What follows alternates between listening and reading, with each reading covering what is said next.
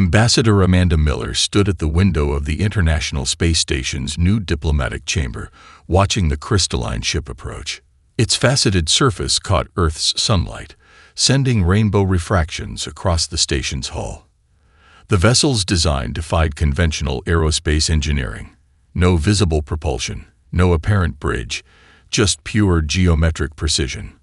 As the HFY delegation emerged through the airlock, Miller fought to maintain her diplomatic composure. The aliens moved like living prisms, their translucent bodies pulsing with internal light patterns. Each was roughly humanoid in shape, but their forms seemed to shift and flow, as if made of living glass. The lead alien, who had introduced itself as high-resonator Skrit through their universal translator, approached with a series of rapid light flashes coursing through its body. Two others flanked it, holding what appeared to be scanning devices, crystalline rods that emitted soft, probing beams of light. "We request permission to conduct standard biological surveys." The translator rendered Skrit's light patterns into English. "Our preliminary scans from orbit have revealed concerning gaps in your sensory capabilities." Miller nodded, maintaining the warm smile she'd practiced for weeks. "Of course, we're equally curious about your biology." The scanning began. The HFY moved methodically around the human delegation, their devices painting the humans in patterns of light. Their crystalline forms began vibrating in what the humans would later learn was their expression of confusion. "Impossible." Skrit's lights pulsed rapidly. "The readings must be flawed." It ordered the scan repeated 3 times. Miller exchanged glances with her science advisor, Dr. Kevin Brooks, who shrugged slightly.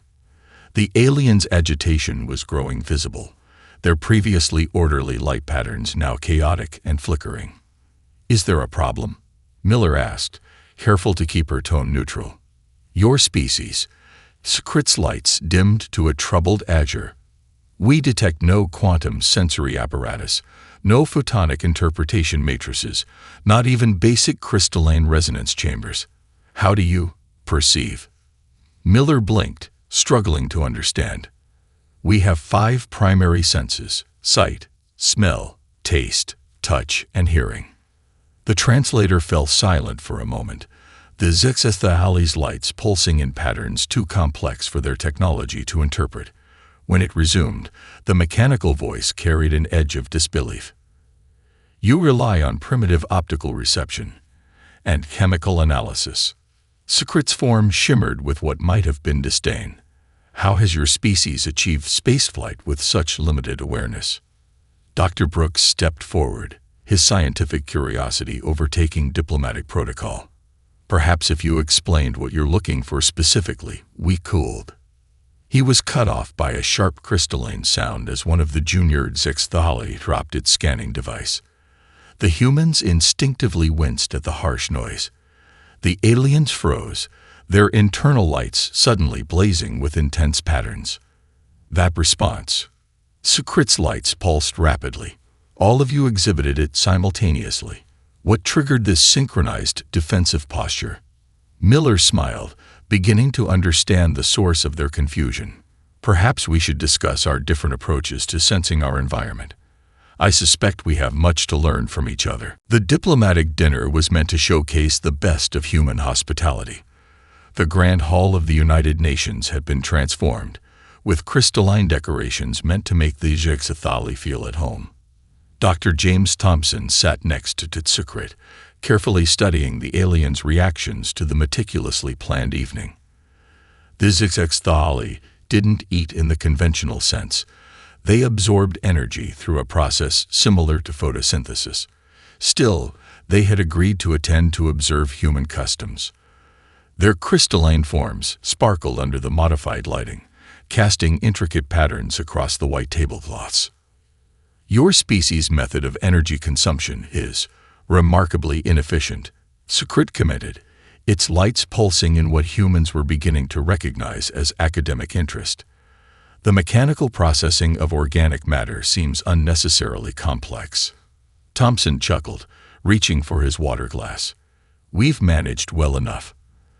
Though I admit, Photosynthesis would make lunch breaks much simpler.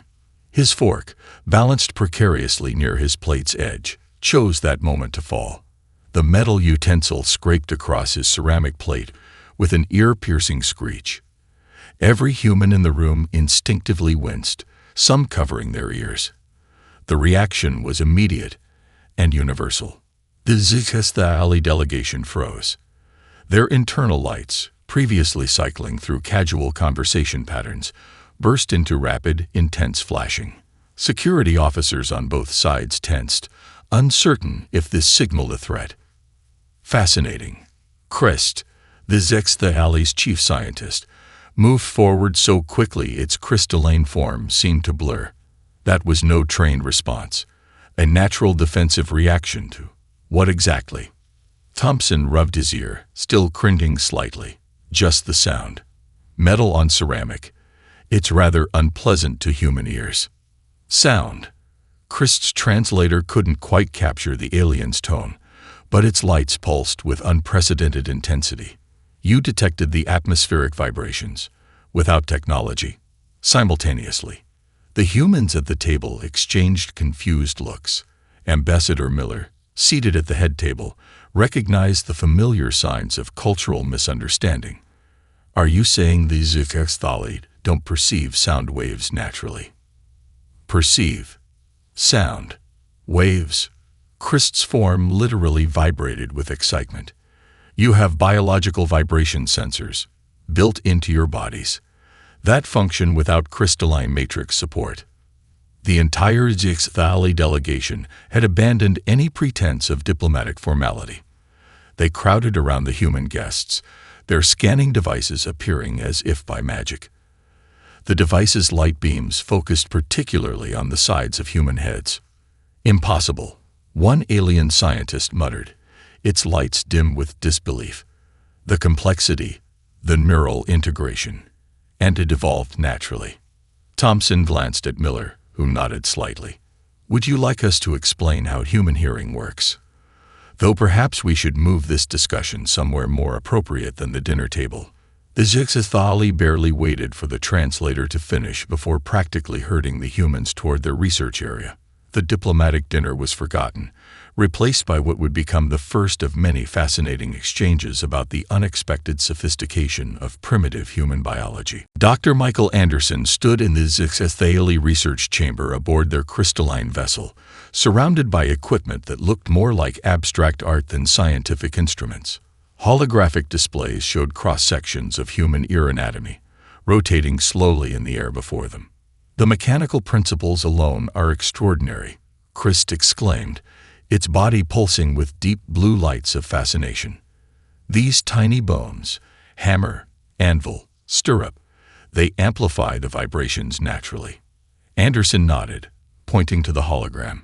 The ossicles, yes, they work as a lever system, transferring and amplifying sound waves from the eardrum to the inner ear.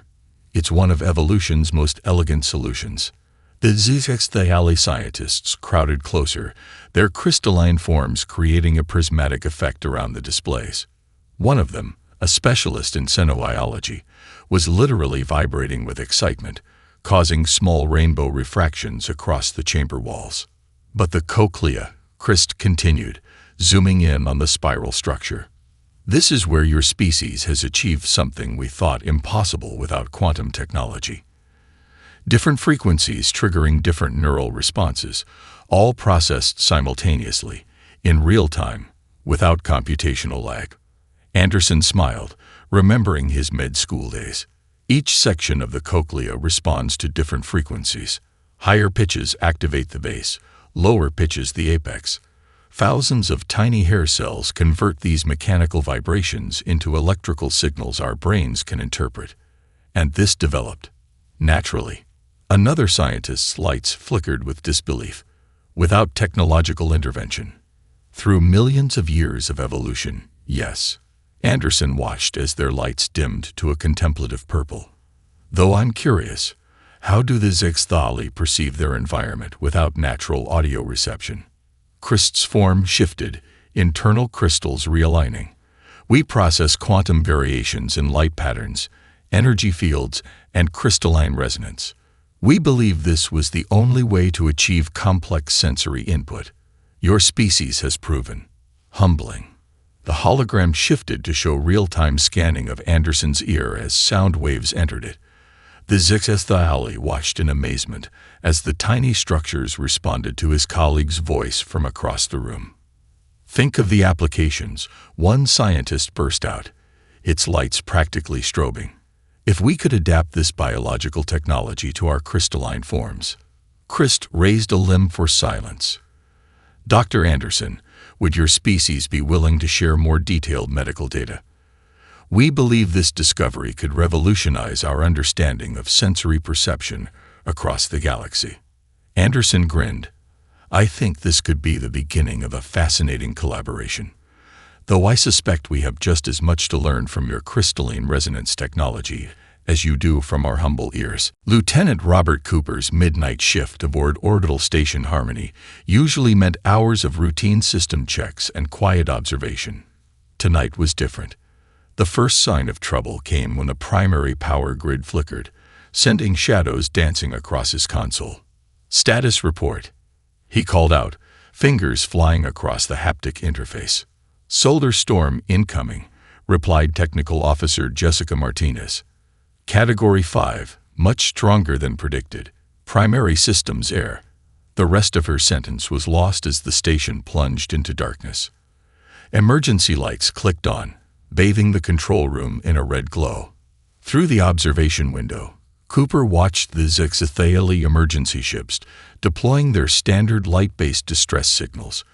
Beautiful, complex patterns that were completely invisible against the solar storm's electromagnetic interference.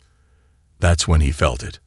A low vibration, barely perceptible through his boots. At first, he thought it was the station's backup generators, but the frequency was wrong. It pulsed in an odd pattern, like a heartbeat slightly out of rhythm. Does anyone else feel that? Cooper pressed his hand against the hull plating. The vibration had a distinct signature. 3 pulses, pause, 2 pulses, pause, repeat. Feel what? Martins looked up from her emergency procedures checklist. Cooper closed his eyes, focusing on the sensation. His mind flashed back to the emergency response training they'd received after first contact. It's a HFY ship. Their crystal core must be degrading. These vibrations are from their propulsion system failing. Impossible, Martinez argued. Their distress beacons show nothing in range except the rescue fleet. Because they're looking for light patterns in the middle of a solar storm, Cooper grabbed the emergency comm unit. This ship is running dark, probably lost power like us. But their engine core is creating mechanical vibrations as it breaks down. He switched to the emergency channel. This is Lieutenant Cooper on Harmony Station. We're detecting a HFY vessel in distress through hull vibrations. Can any rescue ships adjust their scanners to detect mechanical oscillations instead of light patterns? There was a long pause before the crystalline voice of a HFY commander responded. Mechanical oscillations. Our sensors are not designed for such primitive. Another pause. Wait, we're recalibrating now. Minutes later, they found the damaged ship. Its core was minutes from critical failure. The crew unable to signal for help through conventional means. As the rescue ships totted to safety, Cooper received a message from the HFY High Command. Your species' natural vibration detection capabilities have saved 15 lives today.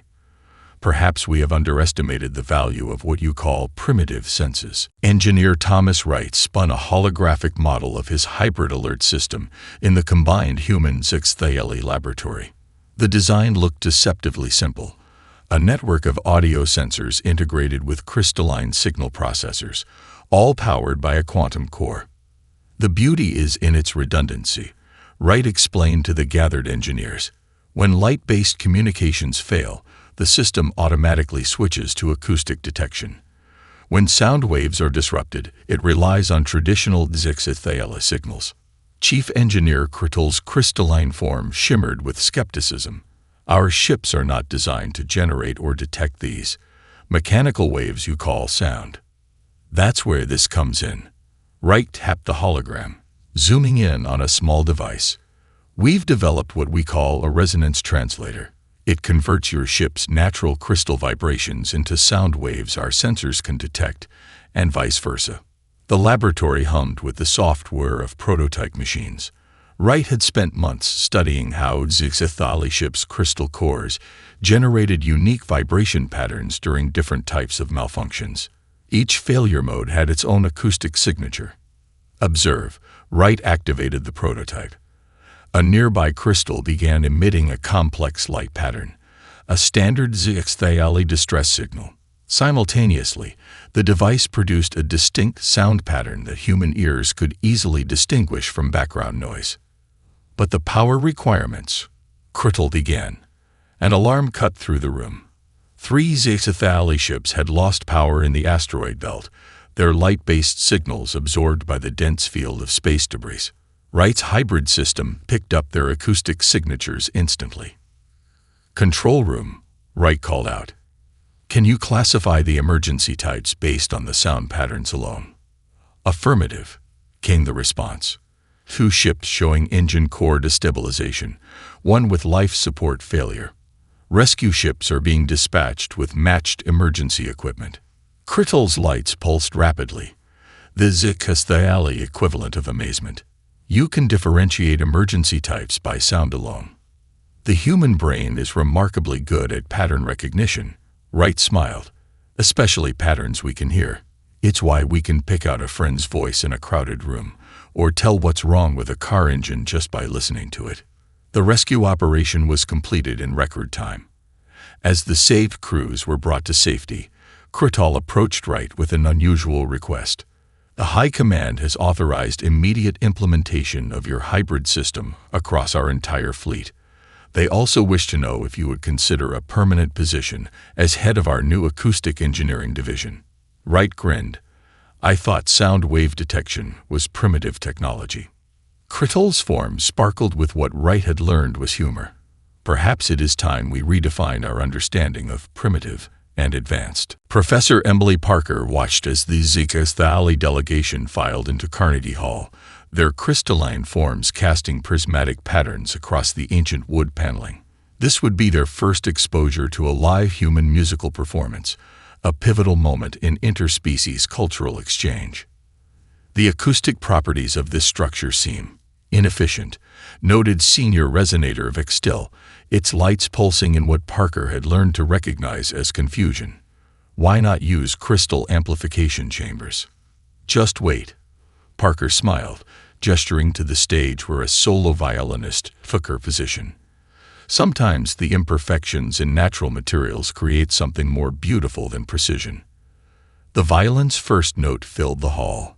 The HFY's reactions were immediate and stunning. Their crystalline forms vibrated in harmony with the music, creating unexpected light shows throughout the audience. Some of them literally glowed with resonance. These vibrations, Vic Still's voice trembled through the translator. They create patterns we can feel through our entire crystalline matrix. How did we never consider sound as an art form? The violinist moved into Paganini's Caprice No. 24. Parker watched in fascination as the aliens began to understand. Their bodies automatically responded to the music's mathematical precision, their natural crystalline structures acting as organic resonance chambers. Each frequency, another HFY scientist muttered, it creates unique vibration patterns. The combinations are infinite, and your species has been creating these patterns for thousands of years. Music is one of our oldest art forms, Parker explained quietly as the performance continued. Every human culture developed it independently. It's fundamental to how we experience the world. The piece reached its crescendo. The HFY were now putting on an unconscious light show, their bodies refracting and reflecting in perfect synchronization with the music. Human audience members watched in awe as the hall filled with dancing lights and colors. "We have been blind," Vic Still announced after the performance.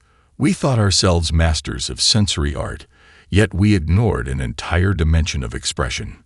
"Professor Parker, Our cultural exchange board requests immediate access to Earth's complete musical archives." Parker grinned. "Wait until you hear what happens when we combine human orchestras with Zixthali light art. I have a feeling we're about to create something entirely new." Dr. William Harrison stood before his creation, the harmonic light synthesizer. The device resembled a grand piano crossed with a crystal garden, each key connected to a matrix of precisely tuned Zixthali crystals. When played, it translated musical vibrations into complex light patterns the aliens could fully appreciate. The breakthrough came when we studied how Zixthali crystals naturally respond to different frequencies. Harrison explained to the gathered audience of humans and aliens. Each crystal acts as both a resonator and a light emitter, creating a direct bridge between our art forms. The device had taken 2 years of collaboration to perfect. The Zixthali had provided their finest quantum crystals, while human acoustic engineers had mapped exactly how sound waves could trigger specific light patterns. "Ladies, gentlemen, and honored resonators," Harrison announced, "allow me to present Earth's Symphony No. 9 in Zixthali luminescence." His fingers touched the keys. Beethoven's masterpiece filled the chamber, but this time it was accompanied by an incredible light show. The crystals pulsed and shimmered, translating every note, every chord, every subtle vibration into patterns the Zixthali could experience as naturally as humans heard sound. The alien audience's reaction exceeded all expectations. Their forms began to synchronize with the music light patterns, creating spontaneous harmonic resonances that added new dimensions to the performance. The chamber became a living aurora of sound and light. "The emotional resonance patterns," whispered one Zixthali scientist, "its lights pulsing in time with the music. They match our own expressions of joy, sorrow, triumph. How did your species capture our emotional frequencies in pure sound?" Harrison smiled as he played the final movement. "Perhaps emotions aren't so alien after all. We just needed to find the right way to translate them." The performance ended with the Zixthali audience literally glowing with excitement.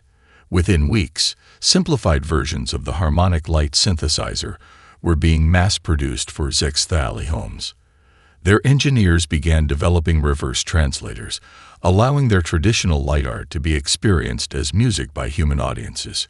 "We've started something revolutionary," Harrison told his alien colleagues as they discussed plans for a full orchestra of hybrid instruments. "This isn't just about entertainment. We're creating a new language that bridges our species." Carnegie Hall had never seen anything like this. The historic venue's architecture had been temporarily augmented with Zixthali crystals, transforming the classical concert hall into a hybrid performance space. The New York Philharmonic shared the stage with 12 Zixthali light artists, their crystalline forms positioned among the traditional musicians. The premiere of Convergence in C Major, the first piece jointly composed by humans and Zixthali, was about to begin. The audience was equally divided between humans in formal wear and Zixthali, whose forms sparkled with anticipation. The conductor, Rebecca Martinez, raised her baton. In that same moment, the lead Zixthali artist, Tamol, initiated its first light sequence. The music began softly, violin strings vibrating in perfect harmony with pulsing crystal light patterns. As the piece built in complexity, the boundaries between sound and light began to blur. The Zixthali artists weren't simply responding to the music, they were creating countermelodies in light, their patterns triggering sympathetic vibrations in the orchestra's instruments. The human musicians, in turn, played off these light frequencies, creating new harmonics that made the aliens' forms resonate with unprecedented brilliance. "They're speaking the same language," whispered Ambassador Miller to High Resonator Secret. "Not translating, truly communicating in a new form." The climax of the piece brought together every element they had discovered about their shared sensory experience. The full orchestra played at fortissimo, while the Zixthali artists generated complex quantum light patterns that made the very air seem to sparkle. The effect was overwhelming. Humans felt the light patterns as much as saw them, while the Zixthali experienced the music as full-body resonance. As the final notes faded and the last light patterns dimmed, there was a moment of absolute silence.